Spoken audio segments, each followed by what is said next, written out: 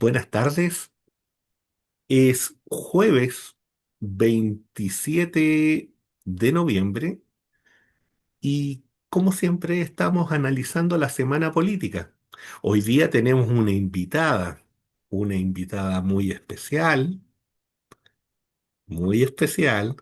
la profesora María Elena.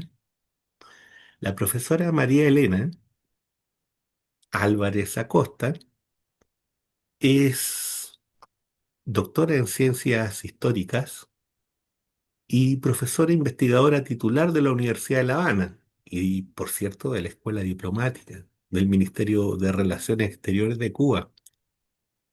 ¿Cómo está, profesora? Buenas tardes. Buenas Bienvenida a tardes. Analizando la Semana Política. Muchas gracias por invitarme. Es un placer realmente y un honor para mí.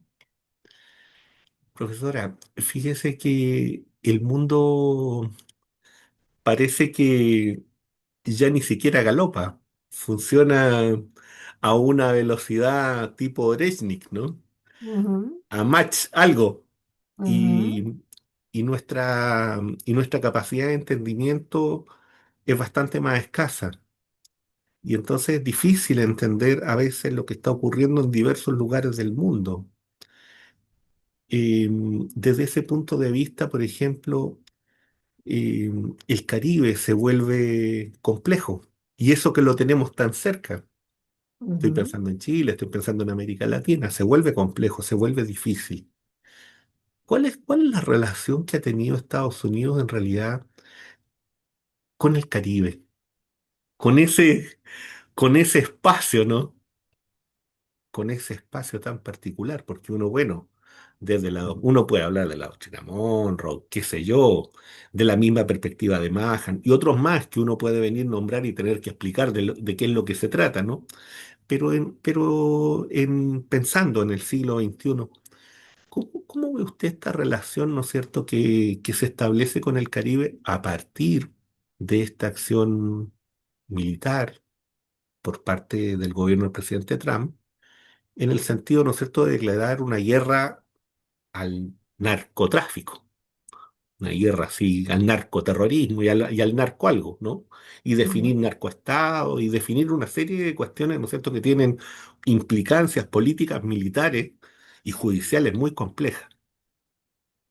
Bueno, Profesora. mira, te diré, habría que verlo en un contexto más general que se vincula no solo a la relación histórica, geopolítica que pueda tener Estados Unidos con América Latina, sino con el momento de las relaciones internacionales que vivimos y se inserta en dos cosas. Primero, los vínculos históricos, que después voy a referirme a cómo están, y a la estrategia estadounidense con este gobierno que ya había comenzado antes de pérdida de hegemonía, porque estamos en un momento de transición donde han surgido poderes que además no son occidentales, como China, que han retado a Estados Unidos, o como la propia Rusia. Entonces, ¿qué sucede? Que históricamente usted hablaba de la doctrina Monroe, el patio trasero de América Latina ha sido el patio de Estados Unidos, incluyo Cuba. Entonces, incluyo Venezuela. Ha habido una cada vez más esa pérdida de hegemonía en otras áreas, pero ellos se perciben también que han perdido hegemonía en América Latina, más allá de los gobiernos de derecha, de las relaciones que se mantienen. Ha habido primero una presencia importante económica de China. Ha habido también, vamos a decir, un relacionamiento entre las relaciones entre Venezuela y estos otros actores que pueden ser contestatarios a Estados Unidos, porque bueno, el problema es que no dan opción. Por ejemplo, Cuba tiene un bloqueo. Entonces, a esto se suma que, por ejemplo, en el caso de Venezuela, es un país con las reservas de petróleo probadas en el mundo. Es un país que hace años ya viene desarrollando una política contra Estados Unidos y que ha tratado de arreglarla, pero no, ha tratado de tender puentes, pero no. ¿Qué sucede entonces en este contexto? Si usted está perdiendo hegemonía, si su patio trasero, usted ve que, por ejemplo, Cuba desde el 59 se mantiene ahí a pesar del bloqueo, y usted ve que Venezuela, a pesar del cambio de Chávez a Maduro, pues entonces se mantiene ahí más allá de todo lo que se ha hecho, usted va a tratar de reconquistar, de someter un poco para dar ese ejemplo, pudiéramos decir. Es posible que no haya guerra, es posible que sea un arreglo, pero ha habido unas acciones aplastantes, pudiéramos decir, para crear temor, un poco para que haya definiciones en los gobiernos latinoamericanos. Y esto también le dan a Estados Unidos la posibilidad de moverse. ¿Quién es aliado? ¿Quién lo va a apoyar? Pero supongamos que hubiese una guerra, sería aún más complejo. Resumiendo, los vínculos históricos, la pérdida de hegemonía, el relacionamiento del área, lleva a que Estados Unidos, en este momento que habla de paz, pues vaya a utilizar todos los métodos posibles, esperemos que no lleguen a la guerra, para no solo que Venezuela claudique, sino que todos vean lo que está haciendo Estados Unidos. Y como usted decía, ya es lo último que voy a plantear, estamos hablando de narcotráfico. Esto fue en el 90 igual, pero en el 89 se agredió a Panamá, ¿verdad? Y Ujú. también habían intereses geopolíticos por lo que significa el canal, etcétera. Y entonces, ahora, ¿por qué recurren al narcotráfico? Porque hasta ahora eso no lo habían dicho. Apoyaban a la oposición, al gobierno de Guaidó, han hecho de todo, pero entonces no lo logran. Y esto lleva, y además se ha evidenciado la postura de determinados gobiernos latinoamericanos, que también hasta cierto punto le permite a Estados Unidos hacer un balance realmente de sus fuerzas al interior de América Latina. Profesora, esta concepción de Nicholas Spickman, donde él habla, ¿no es cierto?, de este aterrizaje de la doctrina de este inglés, ¿no?, que ya se me olvidó el nombre, pero en el fondo lo que él hace, ¿no es cierto?, es que, de Mackinder, en donde él establece como una variante, ¿no?, Ujú, y la define en el Caribe. Y ujú. él define que el Caribe es como una orilla, un horizonte estratégico para Estados Unidos. Tendrá que ver también con la recuperación de esa posición, ¿no? O de esas lecturas muy al estilo de Mackinder, pero aplicada para América Latina. Es que está dentro de lo que le decía. Vamos a decir que es la frontera. Por ejemplo, Cuba está a 90 millas. Ujú. A todo lo que he dicho, habría que sumar eso. ¿Por qué? Porque sería el éxito. Usted habla de Venezuela, yo no, yo hablo de Venezuela y hablo de Cuba, hablo de Nicaragua, porque la amenaza está ahí, pero los barcos también están cerca de Cuba. Entonces sí,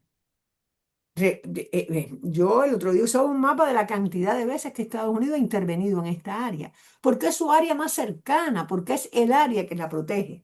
Pero eso forma parte de una estrategia, no solo hacia esa área per se, sino hacia todo el continente y hacia el mundo. Porque si usted ve de Occidente, cuando usted ve el Atlántico para acá, siempre las guerras han sido allá.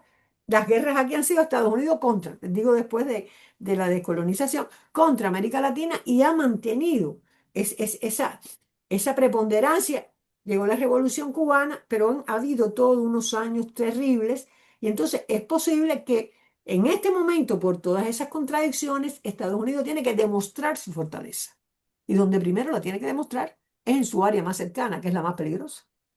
Y por supuesto, ahí estamos los caribeños, aunque indudablemente eso, por ejemplo, si recordamos el problema del Esequibo, todo eso ha sido fomentado por Estados Unidos, pero también hay países del Caribe que son aliados de Estados Unidos.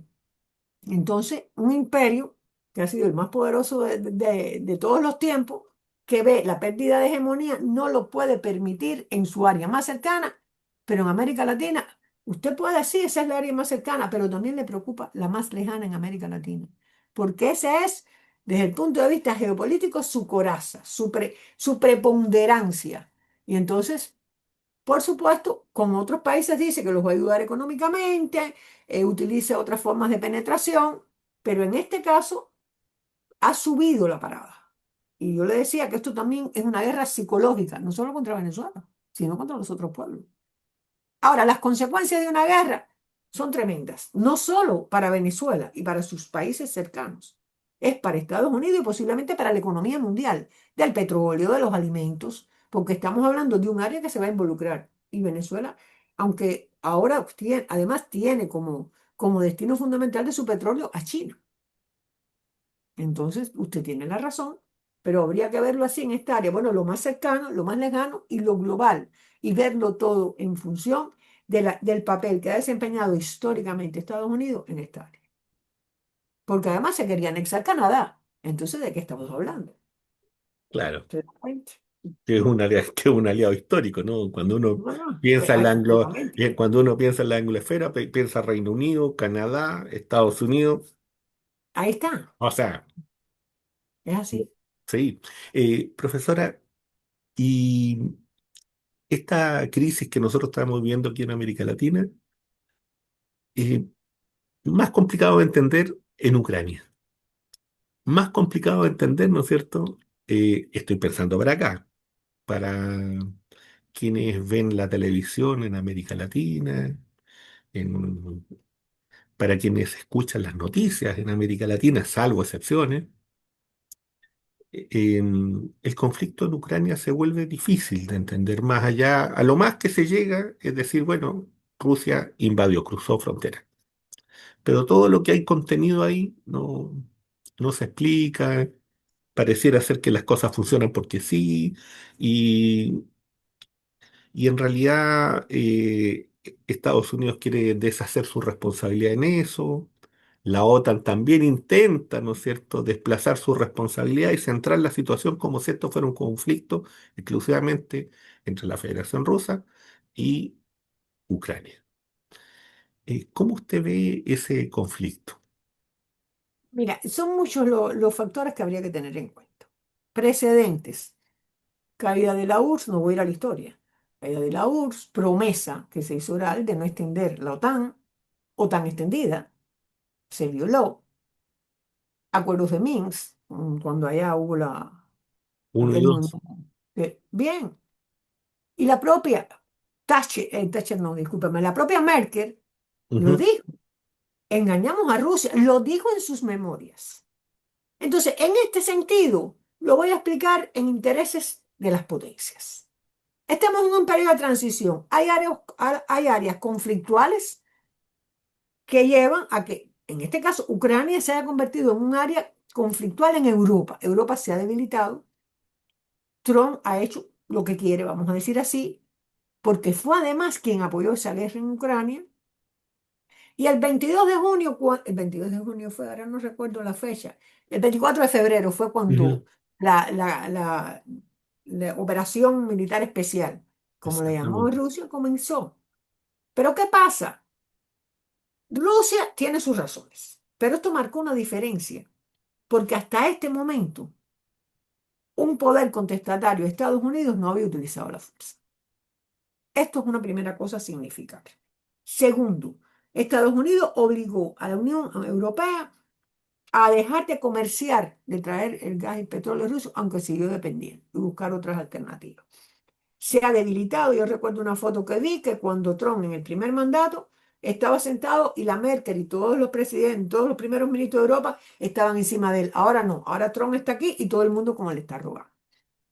En este juego conflictual, pero es una guerra terrible, se juegan los intereses, la seguridad rusa, porque realmente el problema está en que no quiere que pertenezca a la OTAN, en un detente, más allá de otros aspectos que pudiéramos analizar aquí. Las características del gobierno de Zelensky y de quién es Zelensky. El apoyo de la OTAN y ahora los desacuerdos con Trump. Y llegamos al acuerdo que Trump está proponiendo. Porque en este momento de transición, todo el mundo ve a Rusia, hay un clima antirruso muy fuerte como una gran amenaza. Más allá de la política, recuerdo que 2 veces Rusia ha sido invadida por Occidente. Entonces, cuando usted ve a Trump, después que ha apoyado y le ha vendido y todo Estados Unidos ha mantenido esa guerra, porque a través de esa guerra debilita a uno de sus oponentes, ahora Trump se aparece con el plan, creo que son 27 puntos. Sí. Y entonces hay aspectos donde coincide con Rusia. Entonces dice, sí, el 7 el 8 perfecto. La OTAN, Ucrania tiene que jurar que no va a entrar a la OTAN, puede tener este armamento. Es más, le da lo que Rusia exige, también se lo da. Entonces, ¿de qué estamos hablando? Estamos hablando de que Ucrania se ha convertido en el elemento a negociar para presionar o para llegar a un arreglo con Rusia. Pero Rusia tiene sus condiciones, porque estamos hablando de poderes. Y entonces, en medio de todo esto, ahora la Unión Europea también tiene otro plan. ¿Y por qué entonces tienen todos un plan distinto? ¿Por qué? Porque ¿cuáles son los objetivos? En Ucrania se reflejan las contradicciones que existen en este momento y cómo los poderes, en este caso Estados Unidos y los intereses europeos, tratan de contener, yo creo que lo que no pueden contener, que es el protagonismo entre de Rusia, sobre todo en su alianza con China, porque no se puede ver en el momento actual Estados Unidos contra Rusia. No, no, no, hay una configuración de actores, de tendencias y de organizaciones que van más allá de Ucrania. Pero indudablemente los ucranianos están pagando esto, porque invitan a Zelensky a la Casa Blanca, lo que hacen es reírse de él, y entonces después, bueno, ahora vamos a la paz, entonces Trump no, ¿hasta qué punto se logrará un arreglo?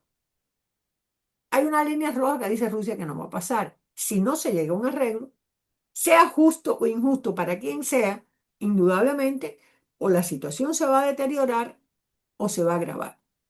A mi modo de ver, yo creo que la tendencia va a ser a resolverse, porque eso está en la plataforma de Trump, pero además ya esto implicaría una victoria, fíjense, diplomática para Trump, porque el desgaste militar es muy grande y además él lo prometió. En la práctica, Ucrania, Europa siempre ha tenido estas características, es un territorio que más allá del conflicto que tenga con Rusia y Ucrania, que tiene vínculos históricos, ha sido utilizado y manipulado en la contradicción que existe hoy de poderes. Y bueno, esa es la situación. Tanto los rusos, sobre todo, hay regiones de Ucrania, como el Donbass, que ha sufrido mucho, pero todo esto pasa, y es lo último que voy a decir, transversalmente por la información. Yo estoy tratando de decir, bueno, este gana que este, pero la información ha sido muy manipulada y entonces nos encontramos ante un conflicto que puede tener una solución, pero cuando usted ve lo que exige Trump, bueno, la Unión Europea no quiere. Y bueno, quien tiene que decidir es Ucrania, ¿no? No la Unión Europea, pero eso ya nos da la medida de que no es Ucrania quien manda. Profesora, acaba de llegar Juan Andrés. Juan Andrés, Ya lo vi. ¿cómo estás? Ahí lo tenemos todavía en la penumbra. Eh, Ujú, Profesora, fíjese que en esta triada de crisis que existen, nosotros que son crisis militares, tremendas desde el punto de vista de lo que significa, ¿no es cierto?, para los pueblos. En, en Gaza y en general en el Levante, que nosotros lo conocemos más como el Oriente Medio, ¿no? Desde acá, más común decirlo así. eh, Se da una situación que es tremendamente compleja, también fíjese, con una serie de puntos que se plantearon más o menos parecidos, ¿no es cierto? Un número de ujú, puntos para la paz y que, bueno, en realidad casi, por decir, sería eh, casi nada de eso se ha respetado. Y, y tenemos Siria y tenemos también, ¿no es cierto?, otras situaciones muy complejas, para no hablar de lo que algunos analistas también sugieren, ¿no es cierto?, que sería un posible nuevo ataque por parte del Estado de Israel a Irán. ujú, ¿Cómo ve usted esa situación, ¿no es cierto? En esta perspectiva, ¿no? ¿Sí? ¿No es cierto? Que usted llama de transición. ujú. Yo acepto esa idea, yo hablo más bien de crisis civilizatoria, pero, pero Exactamente. son, pero Eso son llevaría a elementos otro comunes. análisis. Eso implicaría otro análisis. Otro análisis. Profesora.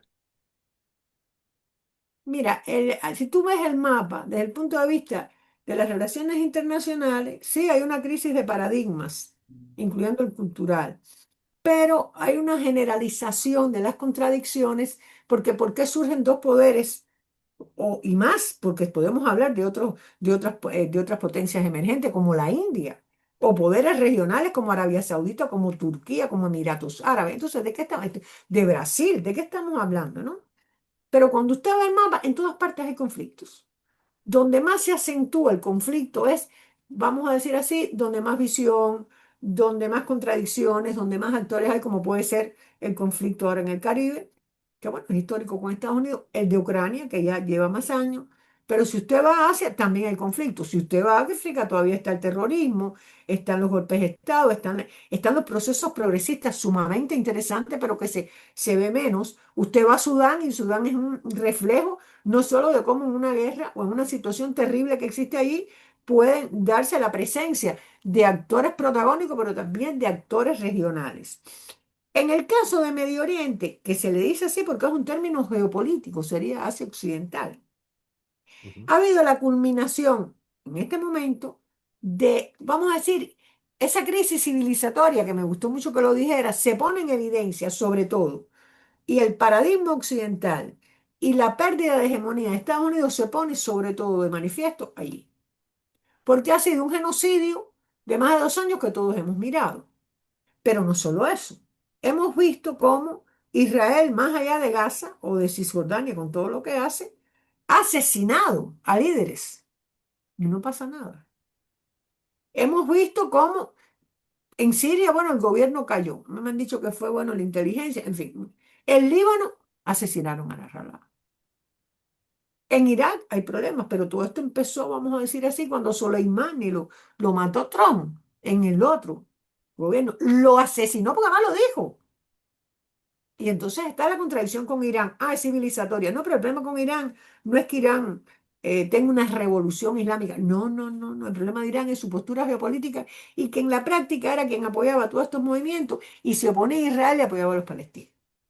Por cierto, que ahora Turquía también tiene problemas con Israel porque apoya a los palestinos. Entonces, en ese escenario, ha habido una ofensiva de Estados Unidos que todos dicen que ha recuperado la hegemonía y ha logrado establecer determinadas relaciones que siempre quiso Estados Unidos, mantener relaciones con Israel y buenas relaciones con los países del Golfo. Y en ese escenario surgen los acuerdos. Los 20 puntos de Trump que todo el mundo firmó, que se aprobó en Naciones Unidas y que nos demuestra varias cosas. Nos demuestra que en este proceso de transición, el derecho internacional y los valores, entre comillas, de los vencedores de la Segunda Guerra de Estados Unidos y los valores civilizatorios, pues están en crisis total y en su estructura jurídica y de relacionamiento. Pero también nos demuestra cómo se va hacia algo que no se sabe. Y entonces, en la práctica, los intereses de Medio Oriente siguen siendo los mismos. Petróleo, comunicación, recursos, acceso hacia Asia, hacia Europa, hacia África. Se había perdido y entonces, increíblemente para algunos, porque cuando usted analizaba nadie pensó que iba a pasar esto, se sabe que Israel sabía que en Gaza jamás iba a hacer esa acción. Entonces, ¿qué nos demuestra esto? Que los sistemas de alianza, y por eso vuelvo entonces a Venezuela, podemos ir a Ucrania, los sistemas de alianzas en este contexto, sea crisis civilizatoria, sea periodo de transición de las relaciones internacionales, es muy volátil, porque los que están perdiendo no se resignan a perder. Y entonces los que están surgiendo, porque ahí vamos entonces a China, China no ha desarrollado ninguna guerra. Hay una alternativa que además era muy peligrosa en Medio Oriente porque Emiratos, Arabia Saudita, Egipto, todos esos países, o la mayoría, o sea, Arabia Saudita y Emiratos, que eran los más importantes, igual que Irán, Irán ya pertenece a la Organización de Cooperación de Shanghái. Y además Erdogan de Turquía también ahí. Y ellos han ido observadores. Y en los BRICS está Arabia Saudita. Entonces, Estados Unidos había perdido mucho terreno. Y en este caso, el paradigma que siempre fue el centro fue Palestina. Ellos han logrado revertir eso, pero el costo creo que ha sido muy grande también. Este acuerdo de paz, que no es de paz y que no tiene en cuenta realmente la necesidad para resolverlo y darle los derechos mínimos a los palestinos, demuestran que Trump, más allá del Premio Nobel de la Paz, quiere llegar a un arreglo. Y yo leí antes de venir para acá algo muy interesante y voy a ser breve porque sé que tenemos un problema de tiempo. Que, por ejemplo, en Nueva York, usted vio cómo Trump recibió al nuevo, ahora se me olvida el nombre, que es de origen palestino. sí, sí, sí. Pero él habla en contra de Israel. Y entonces leí un artículo muy interesante que decían, hasta que entonces, si dentro de Estados Unidos hay un fortalecimiento de las posturas anti-israelí, pero sobre todo anti-genocidio, esto puede presionar a Trump, pero también Trump hasta cierto punto debe estar a futuro presionado por los países como Arabia Saudita, que han dicho, ya Arabia Saudita tiene relaciones con Israel económicas, pero ha dicho no, hay que resolver el problema palestino, porque esto es un problema de sobrevivencia civilizatoria, pero además de apoyo. Entonces, ¿en qué estamos en Medio Oriente? Bien, estamos en Medio Oriente definiendo el papel y lugar de Estados Unidos en esa área, su protagónico con sus aliados, para también desplazar a Rusia, que ya usted sabe que estaba en Siria, a China, que es el primer socio comercial de Arabia Saudita y que tiene muy buenas relaciones, pero no olvidemos que Irán está ahí, que es la bisagra hacia sur y hacia Centroasia, que esa sería la frontera con Rusia y se acercaría a China. Por eso es vital Medio Oriente, no solo por su Mediterráneo, por Rusia o por África o porque lleva hacia el Índico, sino también porque es el acceso directo hacia Centroasia. De todas maneras, usted decía que una guerra futura con Irán es posible. De todas formas, en la guerra pasada Estados Unidos intervino, pero le salió bien a Trump, vamos a decir así. Todo el mundo piensa que Irán está muy mal, puede estar muy mal, pero Irán sigue allí. Y ahora mismo le dijo a la OEA, no, yo no voy a firmar porque como nadie se compromete con ellos, aunque han dicho que por un problema religioso no van a hacer el arma nuclear, sí están desarrollando los misiles, sí están desarrollando la alianza con Rusia y China, y esto Estados Unidos lo ve como un peligro. Entonces, no sé qué más le puedo decir. Estamos sentados encima de un volcán porque con las crisis civilizatorias o las transiciones intersistémicas, todas las contradicciones explotan. Y los que hasta ahora han gobernado y prácticamente han hecho lo que han querido, porque después de la caída del campo socialista Estados Unidos lo hizo, se sienten amenazados. Pero todo esto pasa también por la situación interna que tiene Estados Unidos, que es una situación de muchas contradicciones y de mucha probabilidad de que haya no solo manifestaciones, sino otros aspectos. Ya no por gas o por Venezuela, no, no, no, por problemas internos. No sé si les satisfizo, me hizo una pregunta casi imposible de responder. Profesora, muchísimas gracias por acompañarnos esta tarde. Ojalá en un futuro podamos tenerla de nuevo Está bien, si no lo para espero poder allá. consultar. Sí, pues, en algún momento tendremos que encontrarnos. Ok, muchas gracias por Y invitarme. que esté muy bien, pues. Les recuerdo que estamos analizando la semana política. Bueno, estamos analizando la semana política y ahora junto a Juan Andrés Lagos, periodista, integrante de la Comisión Política del Partido Comunista de Chile. Juan Andrés, tuvimos una visita bien interesante, ¿eh? La profesora María Muy Elena. interesante, Omar. Muy, muy interesante. Me permito recomendar con mucha fuerza esa conversación tuya, que tú también tienes muchos elementos en el tema de internacional, muchos. Y ella, que es una maestra académica de la Universidad de La Habana y una maestra de Relaciones Internacionales también, me permito recomendar de verdad mucho, mucho, mucho, Omar, la conversación que hiciste con la doctora en Relaciones Internacionales cubana, Sí, que ha hecho una serie de actividades en nuestro país, bien interesantes también. Así que gran cosa, gran aporte. sí, ella dejó como despedida lo siguiente, de que todas estas crisis, todo este proceso, ¿no es cierto?, de transición que ella llama, o de crisis civilizatoria, entendida no como una crisis cultural, sino que como una crisis de todos los elementos que tienen que ver con la sociedad, apuntan al hecho de la pérdida de hegemonía de Estados Unidos. Y ese es el elemento central. Esa pérdida de hegemonía es la que ha desatado, ¿no es cierto?, todas estas situaciones que son extremadamente complejas y duras para la humanidad. Juan Andrés, en Chile, bueno, están sucediendo cosas también bien importantes, ¿no? Fíjate que por fin el candidato Juan Antonio Kast se presenta a un debate, que era bueno que lo hicieran, ¿no? Y era José raro Antonio, también y extraño que Juan no Antonio. acudiera, aunque, aunque si uno observa ciertas características de otros candidatos más o menos de ese mismo tipo de sector, esas lógicas las han ocupado en otro lado. De hecho, Trump lo ocupó en algún momento, por ejemplo. Entonces tuvimos este debate y ahí se pudieron, en el fondo, expresar muchas diferencias muy concretas por lo demás. Y hubo la oportunidad, ¿no es cierto?, de poder intercambiar en el fondo ideas. Si eso va a poder mover agujas o no, ese es otro tema. Pero sin embargo, esto favorece el proceso democrático. Esto favorece el proceso de qué es lo que tiene que decidir la ciudadanía, para los que puedan escuchar, para los que puedan ver, que es una invitación también, ¿no? Por parte del programa. Juan Andrés, yo no sé si tú pudiste seguirlo, me imagino que sí. ¿Cómo cómo ves tú ese intercambio en general, ¿no?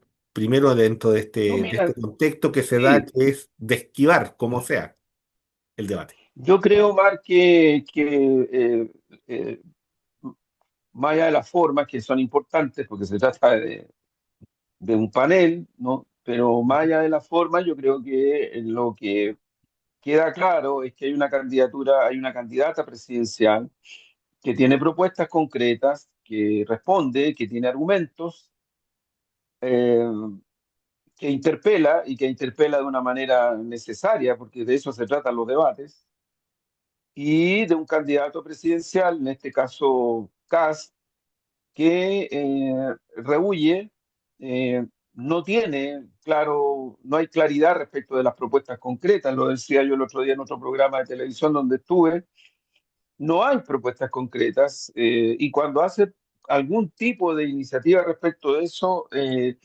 más bien tiende a confundir y a confundirse respecto de lo que dice. Ahora, dicho esto, yo creo, Omar, que hay cosas bien de fondo. Yo hace unos días nomás escribí un intento de análisis de columna respecto del proceso, porque hay que mirar los procesos. Yo creo que esta cuestión ha dañado mucho los análisis, la contingencia, ha dañado mucho en Chile lo que era un patrimonio de nuestra construcción intelectual, político, cultural, que era el buscar el análisis para explicarse las causas, los efectos, los procesos. Yo creo que estamos pasando por una sequedad que es muy transversal.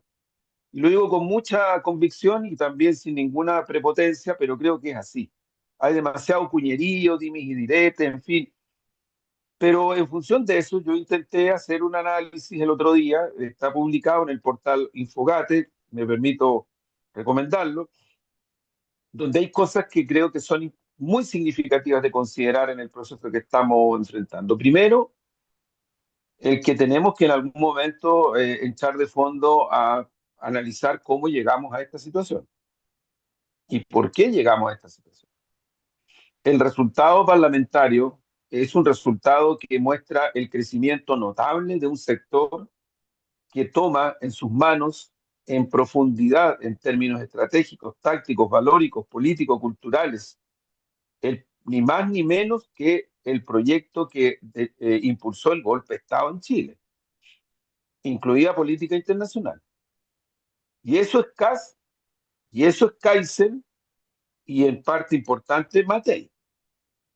Y de alguna manera un pololeo ahí con eso de parte de Parisi. Mucho menos, pero hay algo ahí. Esa es una correlación que se expresó electoralmente con la contundencia que se expresó. Y tienen una representación en el Parlamento a ese nivel. Claro, si uno, lo he dicho otras veces, si estamos, vamos a esperar, ¿no?, que estos sectores terminen siendo hipermayoría en el Parlamento, bueno, entonces mejor nos vamos para la casa, nos quedamos sentados esperando. Pero no se puede desconocer que hoy día en el Parlamento tienen una tremenda representación en la Cámara de Diputados y también en el Senado. Una tremenda representación. Crecieron. Eh, Insisto, se trata de un sector que busca profundizar el modelo, el diseño, la política de dominación, la estrategia, la táctica en el terreno económico, político, acumulación, en el terreno de golpear a sus adversarios, en fin, que toma las bases fundantes del golpe de Estado y lo que viene después, y que incluso no se terminó en la década de los 90. Hay que pensar, varias veces nosotros aquí lo hemos dicho, hay que pensar el carácter del pacto transicional para entender lo que está pasando ahora. Nosotros, encabezados por Gladys Marín, yo era parte de esa comisión política el año 96 del siglo pasado. Ya levantamos la voz diciendo aquí se está produciendo una derechización muy fuerte del país en todos los planos. Y le hicimos una propuesta a la concertación para enfrentar eso y para impedirlo. Y de alguna manera algún tipo de razones y de alianzas y entendimiento hubo. Esa es la base que ha tenido el Partido Comunista para entenderse con la desconcertación.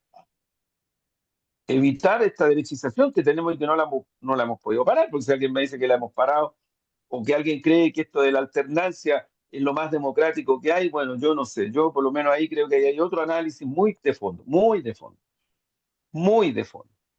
Pero es un hecho real o sea, un sector que es el sector que busca, como lo decía Vidal hace un tiempo atrás ya, lo que, a ver, Milei está haciendo en Argentina lo que en Chile se hizo con el golpe y después. Eso ya está hecho en Chile.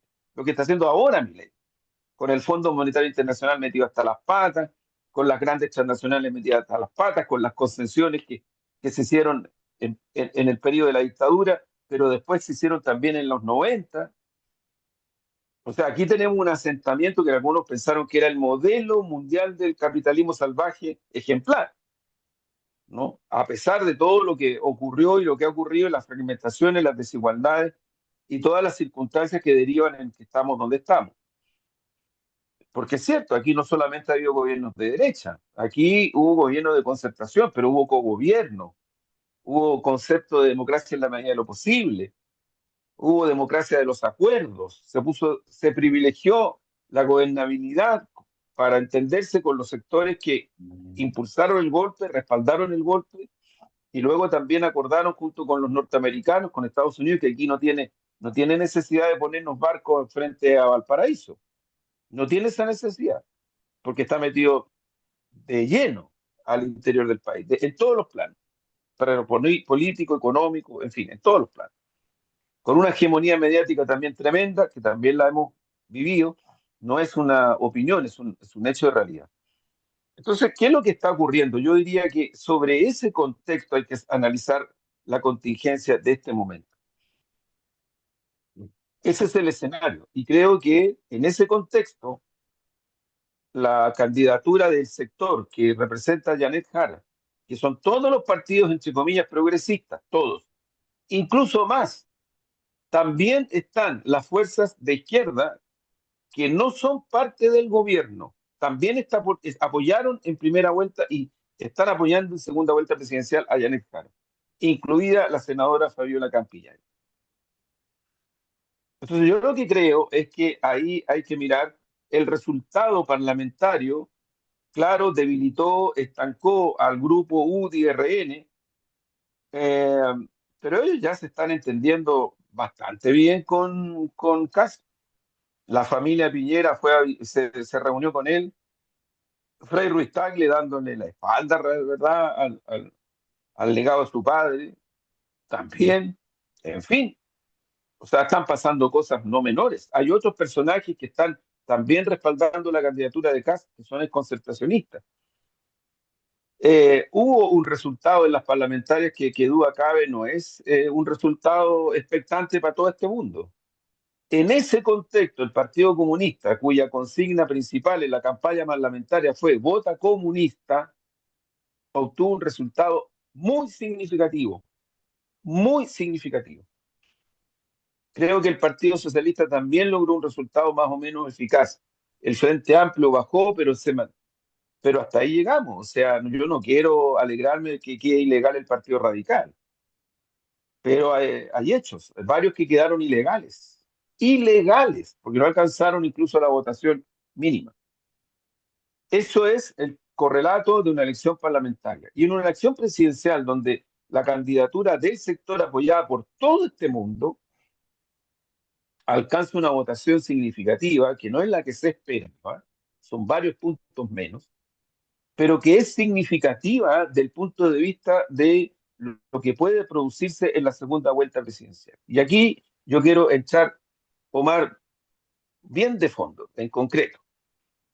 Lo hemos dicho también otras veces. ¿Por qué esta elección, esta segunda vuelta no está el resultado predeterminado a favor de la derecha? Porque aquí hay un universo de ciudadanía que son entre 6 a 7 millones de personas, lo hemos dicho también otras veces, que rechazaron un proyecto constitucional muy importante, de muchas transformaciones, que bueno, la hegemonía mediática derechista, los partidos derechistas, todos estos poderes hicieron su trabajo y lograron instalar un 62%, ni más ni menos. Pero esa misma ciudadanía, amigo y amigo, esa misma ciudadanía en el segundo plebiscito constitucional, prácticamente en un 60 y tanto por ciento, más o menos, estuvo en contra del proyecto que levantó Republicanos, la UDI y Renovación Nacional en ese proceso. Estuvieron en contra.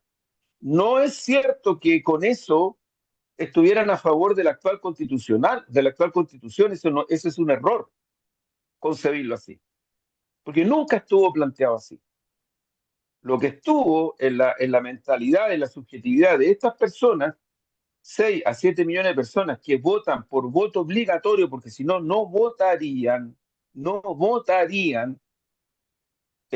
estuvieron en contra de ese proyecto, porque lo consideraron lesivo para las mujeres chilenas, para los trabajadores, lesivo para las posibilidades de seguir luchando por la pervivencia mínima, mínima, estamos hablando de cosas mínimas, estamos hablando de llegar a fin de mes, de eso estamos hablando. Claro, porque si alguien cree del mundo progre que aquí en Chile se pasa súper bien, y este mundo en particular la pasa súper bien, y no sé por qué, yo de verdad lo he dicho y lo vuelvo a repetir, es una falta de consideración profunda, muy profunda, es un error incluso, pero es una falta de consideración. Tratar a estas personas como fachos pobres u otros que dicen comunachos, de verdad una falta de consideración profunda, porque son hijas y hijas de este sistema, nacieron en este sistema, no han tenido ninguna posibilidad de ser distintas o distintos, ninguna. Más bien yo me preguntaría qué hemos hecho, qué se ha hecho para que sean distintos, para que alguien pudiera decir, mire, ¿cómo pueden votar por Kaiser, por París, y cómo pueden votar? ¿Acaso no se dan cuenta? ¿No se dan cuenta de qué? Mire, este universo de ciudadanía que van a ser determinantes en la segunda vuelta está muy lejos de nuestro gobierno, muy lejos. Siente que es un gobierno que no ha hecho cosas importantes, significativas para ella y para ellos. Y no están hablando desde la definición ideológica, cosas por el estilo, ojo, no, no, no. Están hablando desde la cotidianidad, desde la pervivencia, desde la subjetividad. O sea, yo creo que ya a estas alturas, que alguien crea que el tema del crimen organizado y el narcotráfico son cuestiones que se inventan, yo francamente creo que no sé en qué planeta vive, pero no en Chile. Pero no en Chile. Ahora, que los medios hegemónicos espectacularizan, pero qué duda cabe, pero no inventan, lo hemos dicho muchas veces, no inventan. Las balas locas son reales, los secuestros son reales. Así como también hay mucha gente, miles y miles, centenares de miles, que no llegan a fin de mes, porque no les da, no alcanzan. Bueno, esos 6 millones a 7 millones de personas, insisto, que solo votan por voto obligatorio, pues si no, no votarían, antes no votaban, son personas que podrían votar por Janet Jara en segunda vuelta presidencial. Que podrían votar por Janet Jara en segunda vuelta presidencial. Por la empatía de ella, por la sinergia, por lo que transmite, por lo que comunica. Y yo creo que sustantivamente, si es que la campaña presidencial en segunda vuelta se concentra en proponer cosas concretas que para esta ciudadanía sean creíbles y que sientan que se les va a ayudar, se les va a tender la mano, se les va a hacer políticas públicas concretas en las comunas, en las regiones, que impliquen enfrentar los graves flagelos que existen en Chile en distintas dimensiones. Y creo que ahí, Omar, está la gran, por decirlo así, definición que está por verse, pero que, insisto, mi hipótesis es una puerta abierta, un escenario abierto en la medida en que la campaña presidencial de este sector, que tiene el respaldo de todos los partidos políticos del sector, incluido la democracia cristiana, y que tiene el respaldo de todas las fuerzas de izquierda que no son pro gobierno, incluso anticapitalistas, en fin, eh, que tampoco le fue bien en la elección parlamentaria. O sea, ojo, del punto de vista político, están todas las fuerzas. Yo creo que falta, del punto de vista social, que se le abra más espacio a organizaciones sociales que en elecciones anteriores jugaron un protagonismo mucho mayor. Estoy pensando en la NEF, estoy pensando en la Central Unitaria de Trabajadores, estoy pensando en ese tipo de organizaciones, en muchas otras que desde su propio perfil e identidad toman y están tomando la decisión de respaldar a Janet Jara. Aquí no están los tiempos para decirle algo, como en algún momento con cierta prepotencia se les dijo. No, no, no, no, no, no, eso no, eso no está en el programa de la campaña. No están los tiempos para eso, perdónenme. No están los tiempos y tal vez nunca lo estuvieron. Nunca lo estuvieron. Pero si alguien va a decir, toma la decisión de respaldar, considerando incluso desde su propia identidad y perfil ciertas propuestas que eventualmente después se van a pelear, después se va a expresar la democracia así, pues, incluido en las calles, bueno, uno no puede cerrarle la puerta a ese tipo de cosas. No, lo que sí hay que cerrarle la puerta a las cosas que hacen los medios hegemónicos, que hace la derecha, tratando de mostrar de que Janet Jara el continuismo del gobierno de Gabriel Boric, que primero no es real y segundo no es así, no es el continuismo, porque si fuera el continuismo sería un error garrafal en Mm. muchos aspectos. Pero por otro lado, también hay que decir de que es una campaña presidencial en muy corto tiempo, pero cortísimo, que necesita con urgencia conectar con este mundo que, insisto, es el que decide la elección presidencial en segunda vuelta y que en la parlamentaria también decidió, ¿eh? Ojo, también decidió. Entonces yo creo, Omar, cierro con esto, que la puerta a la ventana, el escenario está abierto, pero está abierto en estas circunstancias. Ojo, o sea, porque si salimos a hablar, a hablarnos a nosotros mismos, si salimos con un pesimismo que dice, no, ya no hay nada que hacer, o con un triunfalismo, no, poco menos que... Yo escuché gente de mi sector que decía que ganábamos en primera vuelta. Entonces, a ver, ¿por qué esto es tan importante? Porque tú haces campaña en función de los escenarios que tienes y en función de los objetivos. Y eso es lo que te determina el carácter, el forma y fondo de una campaña, cualquier campaña. Nosotros cuando hicimos la campaña en contra, que fue la campaña que yo estuve en ese comando estratégico, lo que teníamos era mirar y diagnosticar cómo podía votar precisamente estos 6 a 7 millones de personas que habían votado rechazo y por qué podrían votar en contra. Y nos dimos cuenta que esta ciudadanía no define su voto por ideología, es muy volátil. Este es un fenómeno que viene de mucho tiempo en Chile ya. O sea, uno dice, está bien, conversemos, analicemos por qué ocurrió esto en Chile. Bueno, pero está bien, pero también hay que conectarse con la realidad. Esas personas en 2 semanas no van a cambiar su volatilidad. O sea, hay gente que te votó por parlamentario derechista y te votaron por Janet. Hay gente que te votó por Parisi y te votó por parlamentarios de CAS. Entonces, creo que es súper importante el diagnóstico, pero estamos en contra del tiempo y este diagnóstico nos demuestra de que hay que irse, pero con los mapas de calor, con la data, con las redes, a este votante donde hay millones de mujeres, millones de jóvenes, no son pocos, y que yo creo que pueden conectar con la candidatura de Janet Jara en la medida en que la campaña tenga estas características, porque si no las tiene, nosotros mismos no estamos, nos podríamos, no digo que lo estamos haciendo, pero nos podríamos cerrar las puertas.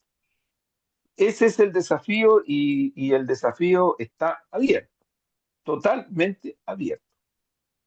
Y Juan Andrés, en este escenario está, como tú dices, la necesidad de entablar este diálogo con la ciudadanía, la necesidad, ¿no es cierto?, urgente de establecer todos esos vínculos y en el fondo todas esas lecturas que permitan, ¿no es cierto?, en el fondo lograr el objetivo de triunfar en el 14 de diciembre.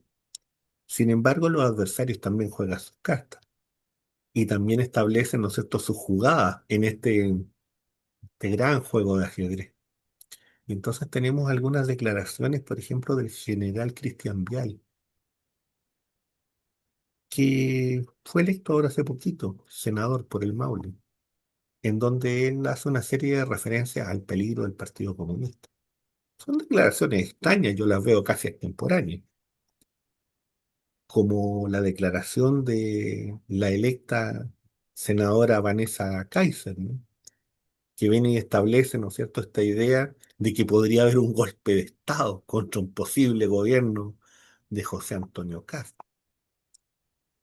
Y entonces se va generando en el fondo un clima que es bien particular, para decirlo en forma eufemística, como un general que vamos a ver cómo vota cuando esté en juego la posibilidad del Estado en Chile, en lo que tiene de incidencia en empresas y en otros espacios, un general que el dinero de lo que vive es el aporte de todos los chilenos y chilenas.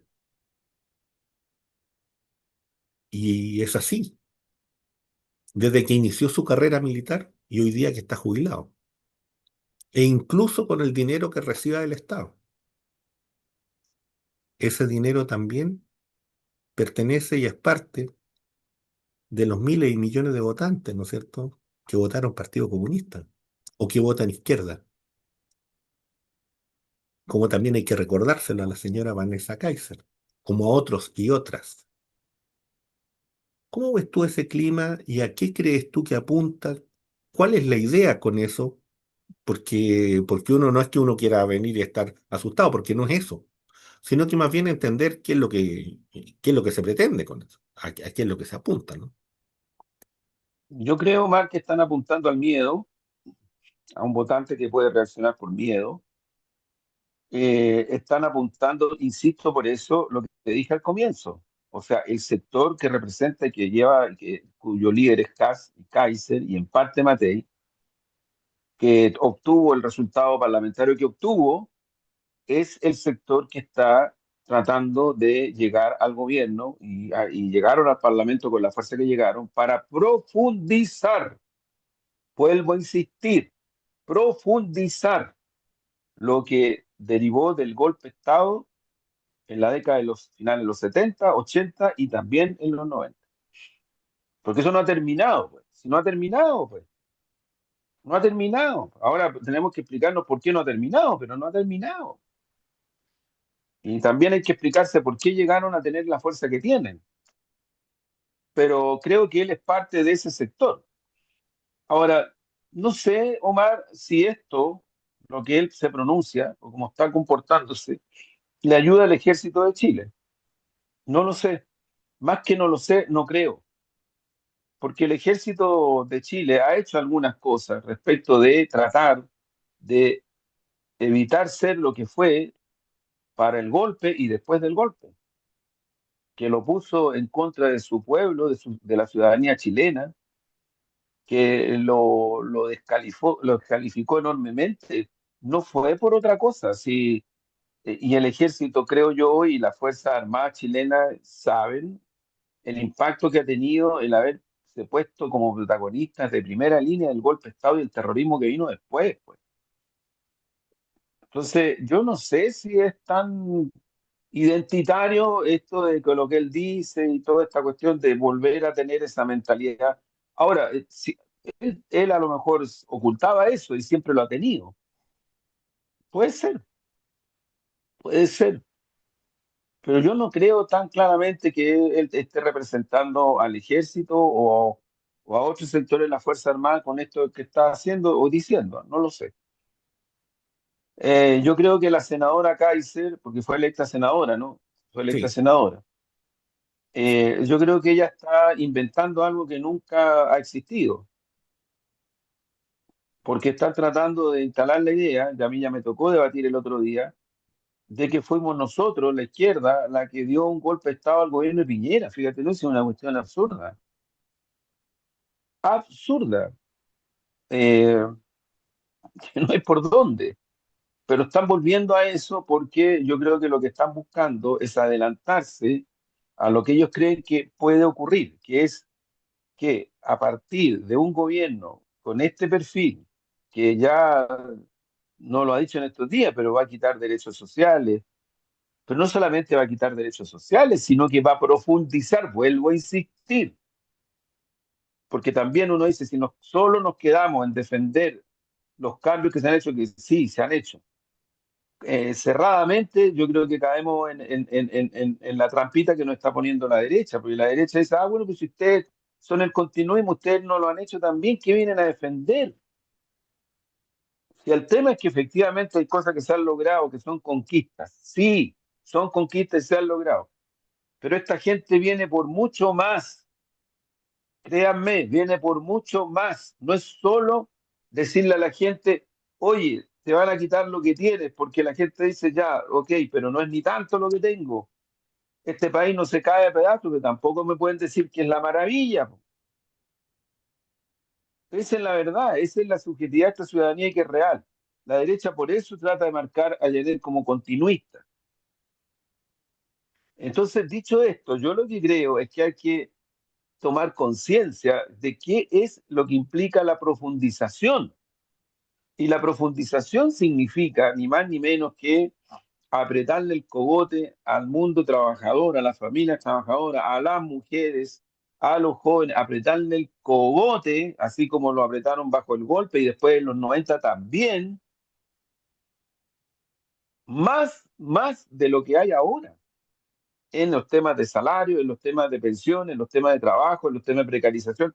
Ahora ya empezaron a decir que en realidad, si lo que pasa es que los despidos son inevitables porque la inteligencia artificial, esa cuestión yo la vengo escuchando desde el golpe para adelante y de los 90 también para adelante. Siempre hay una chiva para explicarse, justificarse que por el crecimiento, la macroeconomía, por un montón de cosas, ¿no? No hay plata, las políticas públicas no se pueden. Nos pasó ahora con nuestro gobierno, pues. Nos pasó ahora, pues. Entonces, imaginémonos en concreto lo que va a ser un gobierno de CAS que va a profundizar todo esto. Entonces, a desmantelar y profundizar. Entonces, yo creo que este señor general, que es electo senador, a mí me parece que está adelantando eso, como lo está adelantando también la señora senadora, porque ellos advierten que esto puede generar un descontento muy grande, pues. Yo no sé si va a ser estallido, no sé, no puedo afirmarlo, pero que va a generar descontento en corto plazo, pesimismo en corto plazo, más de lo que hay, yo no tengo ninguna duda, porque la ciudadanía vive de la pervivencia. Y si se empiezan a cortar todos los recursos y se profundizan las desigualdades, las fragmentaciones, las carencias, pucha máquina, yo no creo que vayamos a vivir mejor. Yo no creo que vayamos a vivir mejor. Entonces, me da la impresión, Omar, que se está usando y abusando de algo que es totalmente irreal. Y yo creo que la forma de enfrentar todo aquello, e insisto en este punto, es que la campaña se concentre en las propuestas concretas que le hagan sentido a esta ciudadanía, 6, 7 millones de personas, que la pasan mal. Mira, cuando Ricardo Lagos estuvo cerca de perder ante Lavín, me acuerdo perfectamente la frase cuando esa noche dice, he escuchado al pueblo. Tal vez nosotros debiéramos ser un poquito más humildes, porque si solo le decimos al pueblo que pucha, que la derecha sí es cierto, pero también algo no hemos hecho bien. Y creo que la ciudadanía valora cuando alguien le dice, no, no lo hemos hecho bien.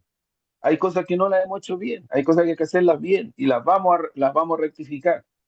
La ciudadanía cree en eso. Eso es también parte de la credibilidad. La prepotencia solo es expresión de autoritarismo y de autorreferencia. Y este país está cansado de eso, porque la dictadura fue eso, y porque de los 90 en adelante el pacto transicional también en buena medida fue eso. Entonces, era bueno que tenemos que salir de la herencia dictatorial, después no, bueno, es que la macroeconomía, el crecimiento, no, bueno, y nunca hemos alcanzado niveles mínimos de pervivencia social desde el punto de vista de la justicia social, de la accesibilidad de vivir tranquilo, en la salud, en los salarios, en fin. O sea, esta es una deuda muy amplia. Por eso es que, Omar, mira, yo siempre digo, recuerdo, el año 96 del siglo pasado, el PNUD, encabezado por un gran sociólogo, Norbert Lechner, hizo un descripto de la subjetividad chilena, año 96 del siglo pasado. Y ahí instala esta expresión de una subjetividad marcada por el miedo. ¿El miedo a qué? Al otro, a perder la pega, a estar cesante, el miedo a no tener salud, miedo. Es cierto, Chile es una sociedad del miedo. Entonces, claro, yo varias veces conversaba, oye, pero ¿cómo? Si cuando viene la Dua Lipa se llena el estadio y toda la gente feliz. Chuta, bueno, si así vamos a medir la subjetividad ciudadana, yo creo que tenemos que asumir que los resultados que se están produciendo en estos momentos, en parte significativa, se canalizan hacia quienes precisamente son los que más quieren profundizar estas desigualdades porque ya no le están creyendo a los que en algún momento encabezaron, desarrollaron, anunciaron cambios y transformación. Eso es, eso es. Y yo creo que de eso se puede salir para adelante, pero hay que tener voluntad política y hay que tener también decisión, porque de otra manera, esto que dice la señora senadora, lo que dice el ex general, ¿no es cierto?, tiene cierto arraigo en la sociedad. El miedo, pues. El miedo de los comunistas, pensar que los comunistas, no sé de qué podrían tenerle miedo, no sé. O sea, ¿miedo a qué? Miedo a que seamos como China, cuando China vive materialmente, pero lejos, mucho mejor que el promedio bajo de Chile, y han sacado a millones y millones y millones de gente de la pobreza extrema y de la pobreza en China, con políticas públicas que están dando un resultado enorme para el nivel de vida social de la sociedad china. Ujú. Eh, entonces uno dice, bueno, mucha máquina, ahora hay que enfrentar estas mentiras, ¿no? Va a haber que enfrentarlas, ¿no? Sí, pues, no, no hay más. Bueno, Juan Andrés, estamos llegando a la parte Muy final bien. del programa de hoy, pues. El poema. Muy Eh, bien. por supuesto, por supuesto. Mira, hoy día más que un poema, eh, recordando la novelita, El todo por nada, o El halago de los Eso. instintos. Un pequeño fragmento. Lo llamé temprano y le propuse ir a un recital de poesía en la Fundación Neruda. Poetas treintones descargaron baterías de versos de dispar calibre. Luego un vino de honor y un par de canapés como picoteo. G disfrutó de manera singular el ambiente. Recuerdo sus comentarios en modo cronista destinados a despertar carcajadas. El grupo de los descalcetinados se aparta de aquellos que usan pañuelo en la solapa. Las de pelo rapado y tenida negra aplauden a sus pares como barra brava. Ahora, los de pañuelo en la solapa se unen a las rapadas en el entusiasmo, mientras los descalcetinados, en un derroche de estrategia e influencia, cierran la tarde en torno a uno de sus filas. Tus comentarios se pegan a mis recuerdos como ventoleras que se levantan de la nada, alterándolo todo en el desierto. Es parte de tu misterio. Un fragmento de la novela Todo por Nada o El halago de los instintos. La puedes encontrar ahí en Busca Libre, bueno, en la editorial Suramérica, Sur con Z. Buenísimo. Van Sí. a, van a ganar tiempo en su vida con ese libro. Sí, se van a entretener. Créanme que se van a Así entretener. es. Sí, Y así es. por otro lado, les recuerdo que se suscriban al canal. Agradecer profundamente los comentarios. También algunos bots que hacen también algunas cosas que son de delicia, ¿eh? Muy Sí, bien. son jocosos, está bien. Está Está bien, bien. está bien. Eh, y por cierto, también la idea de compartir el programa para expandir, ¿no es cierto?, su grado de influencia, para expandir, ¿no es cierto?, la posibilidad de poder llegar a más y más personas. Con eso, con esa invitación, nos despedimos hoy, Juan Andrés. Que esté muy bien. Chao, chao. Muy bien. Un abrazo, Omar, a las amigas y amigos que se Sí, pues. conectan. Chao, que esté Que muy estén muy bien. bien. Chao. Chao.